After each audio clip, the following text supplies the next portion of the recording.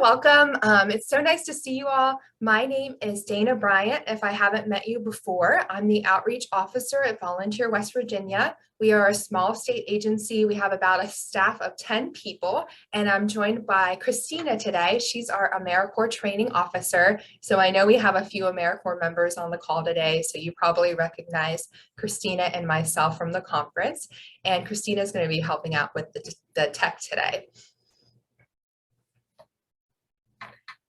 So if you haven't joined us before, welcome to our Volunteer West Virginia Wednesday. We do this every second Wednesday of the month, and it's a free training series that we like to do to bring nonprofits and volunteers together from across the state. And we like to have fun. It's really low key and laid back. We do trainings and we like to network. So that's a little bit about our series. We have some really good topics coming up this year. They're all listed on our website, which is on that page. So you can go ahead and register. March is AmeriCorps week. So we're going to be doing all kinds of different webinars about AmeriCorps. If you haven't heard of it before, here's your chance. And then in April for National Volunteer Month, we're going to talk about volunteer recruitment. This is one of our most popular topics. So we're going to share some ideas from around the state that work and help organizations find volunteers. And then in May, approaching difficult conversations. So this should be a really interesting one. We've never covered this topic before, but it's a good life skill to have. So that's just a sneak peek. Go ahead and go on and register. We're going to have grant writing and social media training, so you're not going to want to miss it. So today's topic is all about the Governor Service Awards. I'm so happy that all of you joined us. We're going to talk a little bit about why volunteer recognition is important, because the Governor Service Awards is our big volunteer recognition event for the state. And then I'm just going to do a little sneak peek of what the ceremony actually looks like. We're going to spotlight a few recipients, and then you all are in for a treat. We're going to do some nomination form tips. So how to write a winning nomination form. And just by attending this webinar, you all are going to have a great advantage and know exactly what you need to do for your volunteer to potentially receive an award. So why is volunteer recognition important? You know, how many of you are volunteers? And then maybe think about if you've been recognized or if you manage volunteers. I'd be curious to know in the chat box, how do you recognize your volunteers? So just take a second. If anyone manages volunteers in the group, go ahead and put some ideas in the chat box of how you recognize them. And one of the ways you could actually do that is by nominating one of your volunteers for the Governor Service Awards. So Rhonda has a great idea. She recognizes her volunteers through a picnic. I'm sure some of you write thank you notes or maybe give out gift cards at the holidays. And Erin is new for managing volunteers, so she's looking for some tips. So far in the chat box, it seems like we love gathering around food to recognize and appreciate our volunteers. Is the biggest trend yet. So I'm going to go into why it's important to recognize your volunteers. Thanking your volunteers is important to help your volunteers stay around and volunteer. So I know we all are really busy, and it's actually a part of the volunteer cycle. So let me go over that a little bit. So this is kind of cool. If you ever need to make a case about why you need to have a picnic or a dinner for your volunteers to your boss, you can say it's part of the volunteer management steps. So you'll see the first thing you do is you recruit your volunteers and then you process them. So you review their application, find a good spot where they could volunteer. And then number 3, all the way on the right, is you train your volunteers. And then they're ready to go. So let's say you work at a soup kitchen, you have your volunteers trained, they're serving meals, you communicate with them, which is number 4, and then you supervise them. And then number 6, I was really surprised to see, is that you recognize your volunteers. So this is what really makes people stick around and feel important. I know we volunteer because it makes us feel good, but it's also nice to be recognized. And then once you do that, you get to start all over again. So it's part of the bigger framework of volunteer management and makes a nice foundation for your volunteers to stay around. And if you're new to this, like someone mentioned, there's some really great ideas in the chat box you can write down. So one of the biggest ways we recognize volunteers at Volunteer West Virginia is through the Governor's Service Awards, and I'm really excited to tell you all about it. So this year, our ceremony is going to take place at June 15th at the Culture Center in Charleston. It's a really beautiful event. We do a dinner and an award ceremony. And this event has been hosted for over 25 years annually by Volunteer West Virginia, our state agency. So we have all kinds of different categories that you can nominate a volunteer for. We have our youth category. That's anyone 6 to 18. We're really interested in this category this year, because last year we did not have a youth recipient. So we've been doing extra outreach. We'd love to have one this year. And then as we move up, we have our adult category. That's 19 to 59. And then we have our senior category. And all three of those categories are focused around what the volunteer did in 2022. So their service in the last year. And then our fourth category is lifetime achievement. So that would be someone's entire life. So let's say you have a volunteer in Beckley that's been volunteering for years and years and years. This is a perfect category to nominate them in. And then lastly, we have our group category. And this is the category we get the most questions about, because it could be a lot of different things. So it could be an organization, maybe your PTA or a church group. It can be a project-based team. So what that means is maybe a group of volunteers that come together to organize a trash pickup or a community watch program.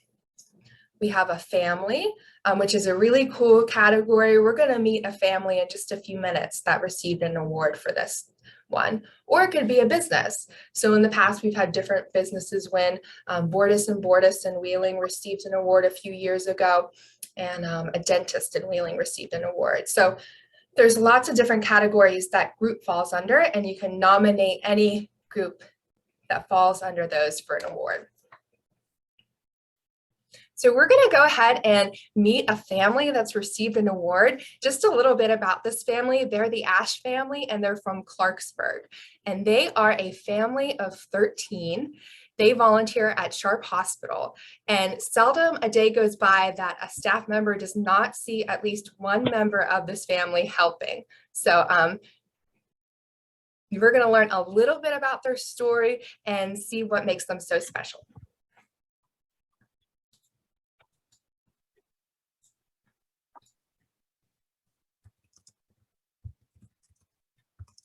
The Ashes, they're just a really special family. All 13 of them are involved in a lot of different things throughout their community. My family is very honored as well as humbled to be considered, let alone selected to receive this honor of the award. And we're just so thankful, and we praise the Lord, because that's our desire. Our desire in our day-to-day walk is to honor the Lord and do all things for His glory, and hope that other people would be able to just look around their community and help where they can, where they see a need. They are always problem solving. They find a need, and then immediately the next thought is, how can we help? How can we help meet this need, solve the problem? And then they all jump in. They jump in to help, no hesitation whatsoever. So here in Lewis County, there has been an increase with homeless population, and with their work here at the hospital, they've seen a lot of different issues, a lot of people struggling with a lot of different things. Knowing those needs, they started small in this community, and they've ended up developing projects that have reached throughout the state of West Virginia to help thousands and thousands of individuals. My children and I are involved at a local nursing home in Clarksburg, and we go there and sing once a month. We also attend a couple of events throughout the year and help, just be with the patients, just visiting with them, helping them. My husband and sons have been involved in doing cemetery cleanup here at the old cemeteries. I have hope that other people will just look around their own community, look around their own family, starting in their family and then their community, and then just reach out, just find a need, because we know there are so many needs. That's what gives me hope, is that others will just look around and serve. So that's just one story. Brandy said they're an inspirational family. They really are. And what's so interesting about a lot of these recipients is that they're so humble. So this family was blown away that they received an award. We've had volunteers in the past that have volunteered hundreds of hours, and they didn't even think what they were doing was special because it's so innate in their nature. So this is a really great opportunity just to shine a spotlight on an outstanding volunteer and recognize them. And we had a few questions in the chat, so I'm going to answer them before we move on. So Maria and Autumn asked if a nonprofit organization can be nominated. That's a really great question. So simply put, it all has to be volunteers. So when the review committee looks at your nomination form, they're going to ask, the first question will be, are these people being paid? So you can't nominate an individual that's being paid. What stands out for this particular award is that everyone is volunteering. Not to shy away from a nonprofit, because, for example, last year, one of the recipients was the Parkersburg Area Community Foundation. They wrote a nomination for volunteers there. So there was a group of volunteers within that organization. So if you work for the Red Cross, or Autumn and Brandy, or Marie, I'm not sure what your organization is, you can nominate your organization, but it needs to be a core group of volunteers that aren't being paid. I hope that makes sense. And I believe the West Virginia Nonprofit Association does a nonprofit award, which would be a really great one if you want to recognize your entire organization.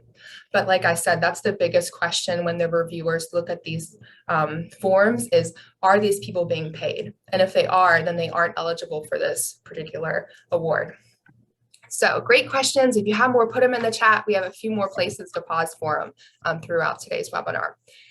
So now I wanted to give you all a sneak peek of the award ceremony. It's super beautiful. You're going to love it. So it's held annually at the Culture Center. If you haven't gotten a chance to go there, check it out. It's beautiful. We're in the Grand Hall. This is one of our ceremonies a few years ago. We have a really nice dinner, appetizers, and then we do the award ceremony and we share the videos that you just watched. So here's a little sneak peek. It's a pretty nice sized group. And then here's a more intimate picture. So really, it's my favorite thing we do all year. It always charges your heart with so much joy, and it's really fun to attend. And normally a recipient will bring their nominator along. So if your volunteer gets selected, you'll get to come to the dinner too, probably, because they have about 8 tickets or so, and then you can buy more tickets. So chances are you'll be there for the ceremony.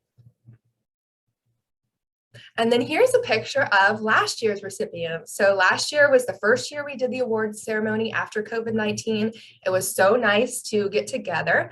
You might recognize a few familiar faces in this picture. And then I'm just going to tell you a little bit about these recipients and where they are from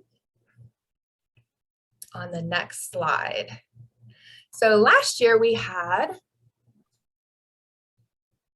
6 recipients. So we had Dr. Jerry Carr and Nicole Wilson Carr. They did tremendous efforts organizing volunteers in Morgantown during COVID-19, and they did a lot of work with the NAACP. Our second recipient was Bobby Trimboli from Elkins. If you're from Elkins, you probably recognize Bobby's name. She's responsible for all the community beautification projects. They have a gnome project, these beautiful flowers that they put out in town and volunteers paint them. And Bobby has been instrumental in making that happen. A really kind and wonderful woman who makes Elkins really beautiful. Next up, we have Ken Adams. I'm not going to speak too much about Ken because we're going to meet him in a second. The next one was Kiki Angelo. She's a superstar in Parkersburg, does all kinds of fundraising events, the community tree events and the Christmas parade. She helps to organize that. If you're from Parkersburg, chances are you've met Kiki Angelos. And then lastly, our groups that received the award last year. So we had the Rotary Club of Beckley. They were recognized for their outstanding community service work. So they go above and beyond, organizing tons and tons of projects. So that's why they receive the award. And then the last one is the group I mentioned just a moment ago, the Parkersburg Area Community Foundation Facilities Committee. So a long name, but they were recognized for stepping up and making their center accessible during COVID-19. So that's a great mention of a nonprofit recognizing their volunteers, kind of what the question was earlier. And then next up, we're going to meet Ken Adams. He was our recipient last year, and he's a lovely man. So let's hear Ken's story.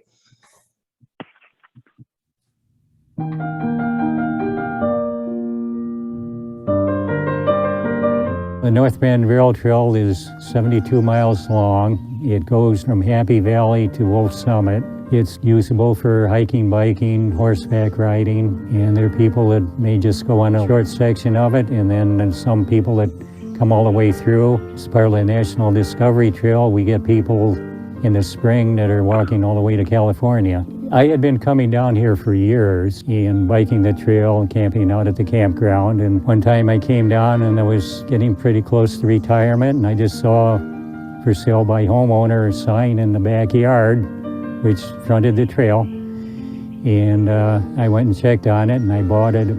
I wanted to be near a trail when I retired. I step out my backyard and I'm on the trail. I have dubbed him our superhero volunteer. He clears trash, he orders elephant snot, and that's really the name of it. And he gets rid of the graffiti that people put on the trail. He actually cleans the comfort stations. He just does so much on the trail. The state park used to make the picnic tables along the trail, and they quit doing it. And just as a volunteer thing, I'd pre-cut the legs for picnic tables, load them in my truck, come down here and buy the lumber for the seats and the top of the picnic tables and assemble them on site. The shelter up behind us there, that needed painting, and I painted it and started out doing stuff like that. And a small tree comes down or something, I can cut that out rather than making the trail workers take half a day or something just to go to cut a single tree out. It saves them work, and they can continue on doing what they're doing with their equipment. The bank building at Cairo is basically our office. And all the antiques and stuff in it are Ken's. And he comes down on weekends and has it open for the public to purchase swag from the rail trail.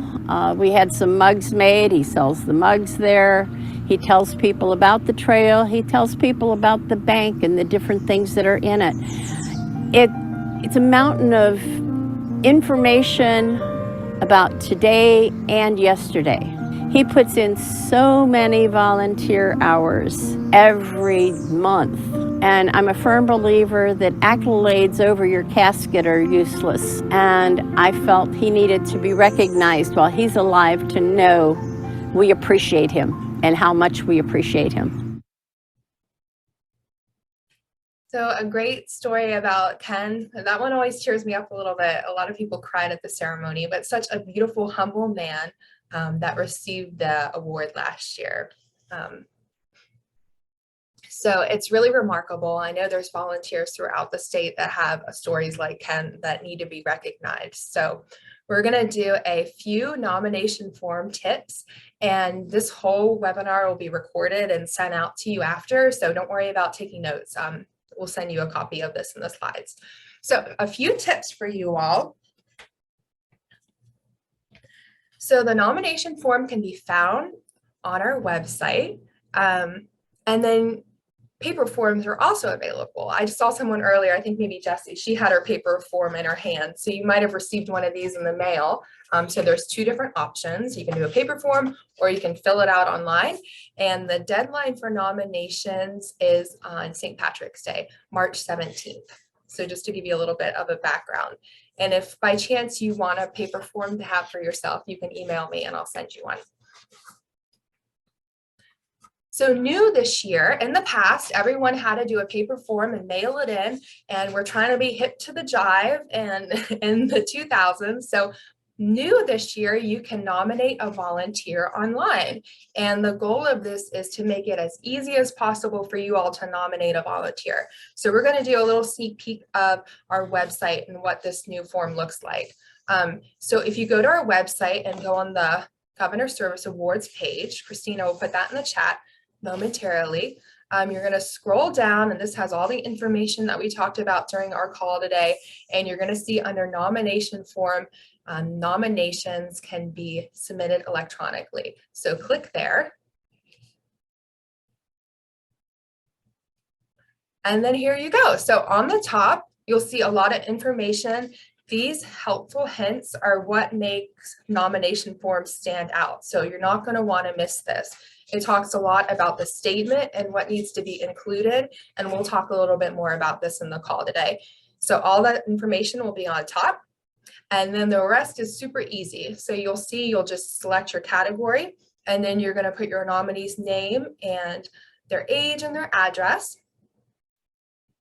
and their email address. And then we do 3 references.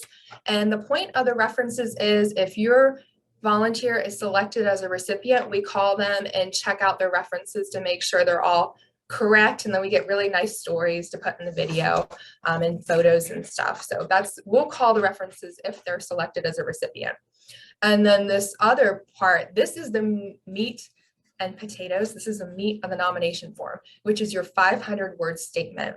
So I'm going to talk a little bit more about that later, but that is what makes your nomination stand out. And then the rest of this form is super, super easy. So then you'll see on the bottom, you're going to do the nominator's name, your address, so we can get in touch with you, and then you submit your form. So honestly, it's quite easy to submit a nomination. The biggest part is writing your 500-word statement. So I just wanted to give you a sneak peek of that. Super quick and easy. We've already received a few nominations through our online form, so we're glad people are using it, and it's working out well. So let's get into the nitty-gritty, the eligibility. So this is a big part. Sometimes we'll receive nominations and they'll talk about someone's 5 years of volunteering, which is really beautiful and lovely. But what we're looking for this year is what the volunteer has accomplished in the past year. For all the categories except the lifetime achievement. So if I was nominating Christina for an award, I would talk about everything she did last year. Posthumous nominations are not eligible. So that's a fancy way of saying if someone passed away, unfortunately, you cannot nominate them for this award. And awards are not always given in all categories. So like I mentioned earlier, last year, we didn't have a youth recipient. We would love to have one this year, but the way this works is we take all the nominations, they're scored and judged, and then the highest scores are what rise to the top. So it wasn't that we didn't have any youth nominated last year, the scores were just not high enough to be a recipient. And then sometimes more than one award may be made per category. So last year, I believe we had 2 senior recipients, so that's possible too. And the last point, no more than 3 nominations can be submitted by the same nominator. So let's say you're on fire and you're rolling, do 3 this year and then keep 3 for the next year, because that's as many as you can submit per person. Once you submit your nomination, we'll make sure that that person hasn't received an award in the past 10 years. And then lastly, our staff members at Volunteer West Virginia and the Office of the Governor are not eligible to receive an award or submit a nomination. So Christina is a wonderful volunteer for the Summers County Animal Humane Society. I can't nominate her, unfortunately, even though I'd love to. So let's see. That's a great question, Kathleen. I'll get into that in just a second. let's go to the next page. So questions. So Kathleen had a really great question. And then if you have one, put it in the chat box. We'll talk about it now. She asked, with an online nomination, how are the supported documents presented? That's a really great question. I forgot to show you all that feature, but you'll see a little attachment box and you're just going to attach them like you would attach a document to an email. So you'll upload your 500-word statement, and then you can submit up to 5 pages of supporting documents. So you'll attach them all to that online form. You'll see a big button that you click, and then you'll upload it just like a file for an email. So thanks for mentioning. I forgot to talk about that.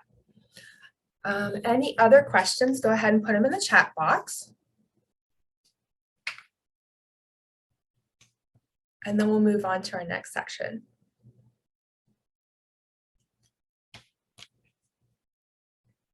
All right. So next, we're going to go into nomination form tips. This is why you're all here today. You're going to have such a great advantage. So let's talk about some tips for a winning nomination. So there's 3 things you need to include. The first one is the nomination form. That's what we showed you online, or if you have a paper form in the mail, that's what you'll attach. The statement, that's our meat, and then the supporting materials. So 3 things you need to have for every nomination. The nomination form, I know it's a little fuzzy, but that is that basic form we went over that had the nominee's name, the references, the statement, and your information. So really quick and easy. That won't take you too long. You just have to fill it out. And then the statement, this is like the most important part of the whole thing. You all would be surprised. We receive some nominations that don't include a statement.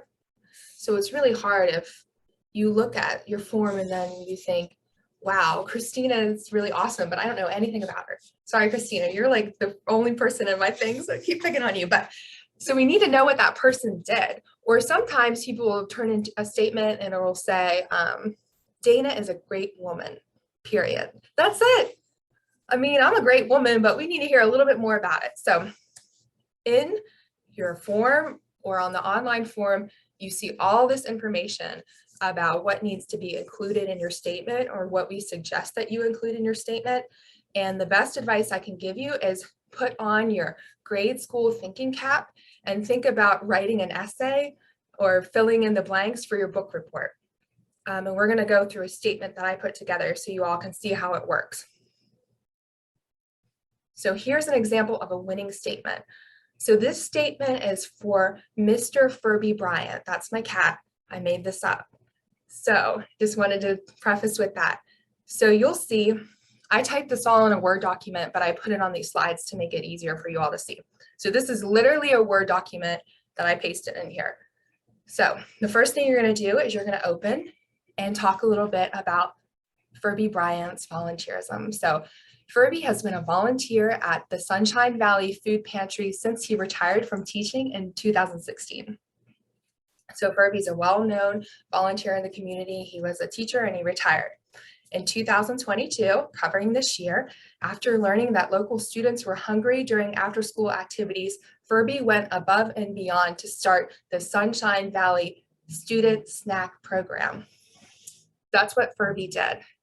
So kind of just like a little introduction. And then all I did here was I literally pasted the headers from the statement criteria, like an old-fashioned book report, and answered each question underneath of it. So you'll see on the right-hand side of my screen, I literally put each heading and some of the questions that we suggest that you cover. So the first one, a community need. We talked about Furby went to a PTA meeting and he learned that local students were hungry during band and sports practice.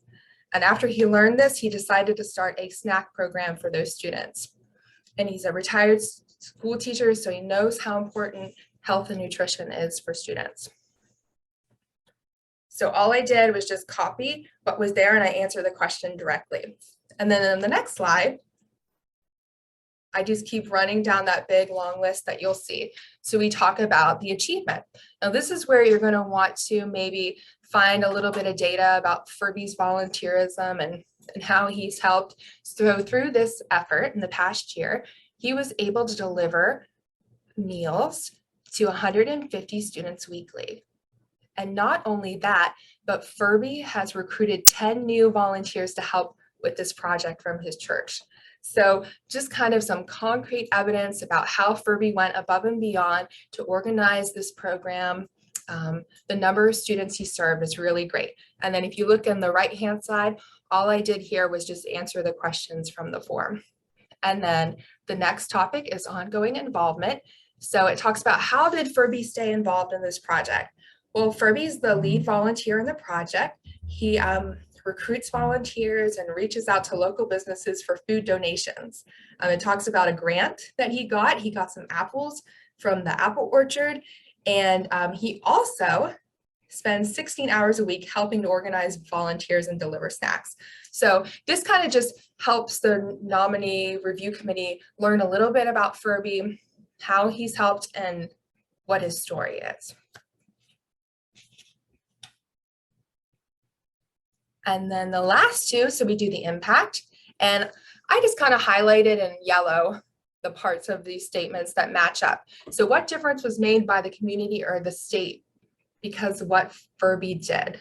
So now students in Sunshine Valley have snacks during their after-school activities, and these students were so taken back by Furby's volunteerism that over 100 students are now volunteering at the food pantry. So they think it's super cool, and now they're volunteering too.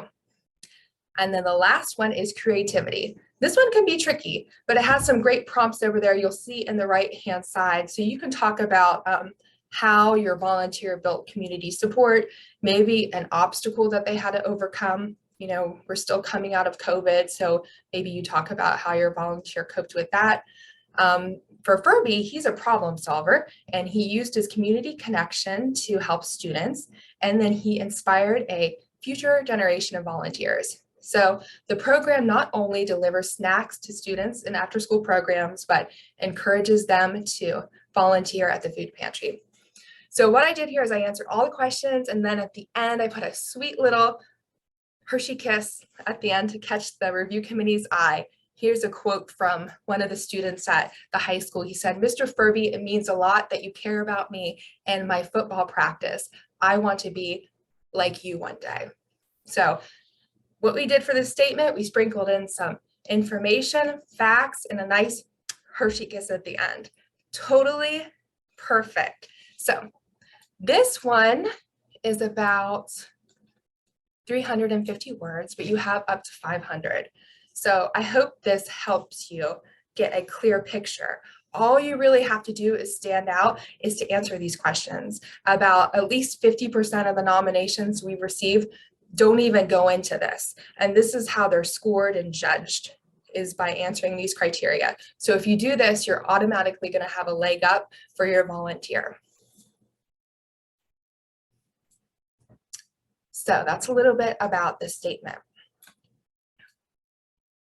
And the last part is, after you write your beautiful statement, is that you have up to 5 pages of supporting materials.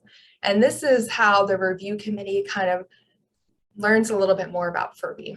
So you can do a really nice impact study. Photos are always great. Putting a face to a name, letters, and news articles. And the purpose of the supporting materials is it paints a clear picture of your volunteer. It highlights their accomplishments and explains what makes the nominee particularly special. So every single volunteer that's nominated for this is very, very special. And the ones that rise to the top have all this information, so we get a clear picture of who they are and what they've accomplished. So if I was putting together a nomination packet for my cat, Furby Bryant, here's some things I would consider. These are great examples. I would do a letter from a student talking about Mr. Furby and how the snacks he's donated has really helped the students succeed during their band practice, that it's helping them stay sharp and engaged, and previously they were hungry and they weren't able to pay attention. So a really nice letter from a student would be perfect. A statement from a fellow volunteer. These are always really nice. We don't get a lot of these. but it could be someone saying, I volunteered with Furby. He's a wonderful man. He always goes above and beyond to collect the food donations. He's the first volunteer I call when we need help, etc., etc. So you can kind of see how these supporting materials fan out your application and make it even bigger and bulk it up. So you can do an impact story about the program from the school principal, a photo collage we love, so you can kind of see what Furby's into, and then maybe even a newspaper article about the launch of the program. So all of this is just gathering more information so we can get a clear picture of who this volunteer is and why they're so remarkable. And then a few other tips. So please remember that the only knowledge we have about the nominees is what you send us. So sometimes we'll get a nomination and you just have a hunch, like this person is outstanding, I really feel pulled to them, but there's just not enough on the paper for us to get a clear picture. And that's really discouraging, but we can't like go and Google that person, we can't add supplemental information. So everything that we learn about that volunteer is by what you all are going to send us. And then the last one is well-written nomination forms score higher with a review panel. And that's kind of why I spent so much time going over the 500-word statement, is because you want to answer those criteria and give them a clear picture. And then here we go, one more time. I'm like a broken record, but address all the statement criteria. This is what's scored by the review committee. And you'll see lots of little, under those purple headings right there, you'll see lots of little questions. Those are all recommended. You can answer one or two of them. Some of Furby's things, I didn't answer all those questions, but you want to at least get a nice tidbit in there and answer community need, achievement, ongoing involvement, impact, and creativity. So all 5 things. And then other information. So if you nominate a volunteer, they're going to get recognized no matter what. Every volunteer that's nominated will receive a really beautiful certificate from the governor and a letter that'll say, Julie nominated Courtney for a Governor Service Awards. Thank you so much, Courtney. On behalf of the governor, the governor's writing. As the governor, I'm so happy that you're such a wonderful volunteer. So every volunteer will receive a really nice personalized letter from the governor. If you're wondering how you're going to know if your volunteer is a recipient, we'll post a list of all the names of the recipients on our website by May 5th. And then the last piece of advice I can really give to you is take your time. So you have until March 17th, St. Patrick's Day, to get those really beautiful letters, statements from other volunteers, and collect all of this to have a nice package to submit for your volunteer. And then in the chat box, you're going to let us know if you're planning on nominating a volunteer. We would love to see. And then also, I want to know if we have any questions. So take a second, put any questions that you have in the chat box, or we're a small group, so you can unmute yourself. I had a question private message to me, Dana. The question was, can the statement be more than 500 words? You know, I never see anyone counting those words in particular, but I would recommend you keep it along 500 words. And then let's say you want to keep going, you're gushing on and on and on. Take some of that information and put it in your supporting material, because you get 5 pages of that. Some people even do front and back. So if you go over 500, just kind of think of a way to make that a supplemental page. I think that's great advice. It makes sense. The statement is kind of your overview, answering those purple category headings. And then you can go into more detail in the 5 pages of supplemental materials. Let's see, Brandy already submitted a nomination. Thank you. And you all are so sweet telling me yes in the chat box. Kathleen asked if there's any special tips for lifetime achievement. Lifetime achievement's really a special category because it's their whole life, you know, so you don't have to focus in on the past year. So my advice to you would be kind of talk about their life. Kiki Angelos, who received an award last year from Parkersburg, she was an immigrant who moved to West Virginia from Greece. So in her nomination form, they talked about how she moved to this country. She was so touched by how kind and generous everyone was that she made her life about volunteering. So you can do a really big picture on that person, talk about their motivations, would be my tips there, to make them stand out, because you're talking about someone's entire life. So you're able to kind of include more information than if you nominated them for an adult category, which would be just their service in the past year.